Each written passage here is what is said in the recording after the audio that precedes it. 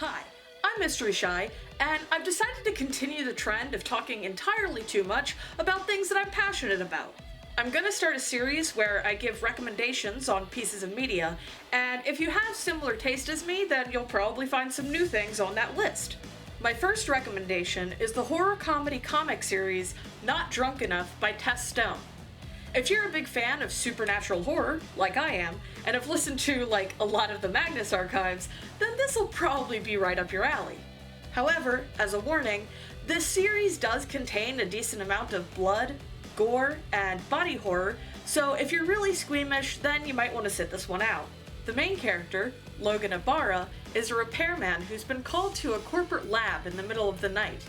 And nothing bad happens. Just kidding.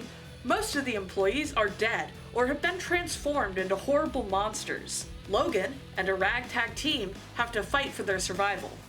The comic does a really good job of balancing horror and comedy. It doesn't feel too out of balance in either direction. Most of the comedy comes from the character interactions, so they're just constantly bickering with one another, and it's pretty great. I'm not gonna lie, my favorite character has to be Varker. I just love a grumpy monster man.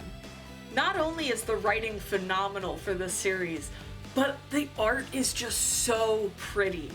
There's so many pages that I would just love to have as a desktop wallpaper. And it's also really creative when it comes to the way that the paneling is done in the comic as well. It's just so innovative and creative, and I really, really enjoy it. I just really love the art style. It's a little similar to my own in terms of simplifying and doing a lot of cool angles. And there's also a lot of action in all of the poses, even in dialogue scenes. I also really love the bonus content at the end of the first book. There are a bunch of beer labels that associate with each of the characters, and I could totally imagine them on the shelf at the liquor store. Now, as far as I'm aware, I believe there are only 2 books that went to print. I believe there's more content online, but I'm more of a physical media girly, so I apologize, I haven't read more than that yet. So I originally found out about this series because I found a copy of the first book at a used bookstore. You can find a copy yourself online for relatively cheap. The books themselves are pretty thin, so it's not a major time commitment.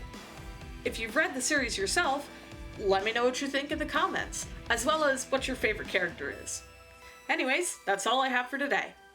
See ya!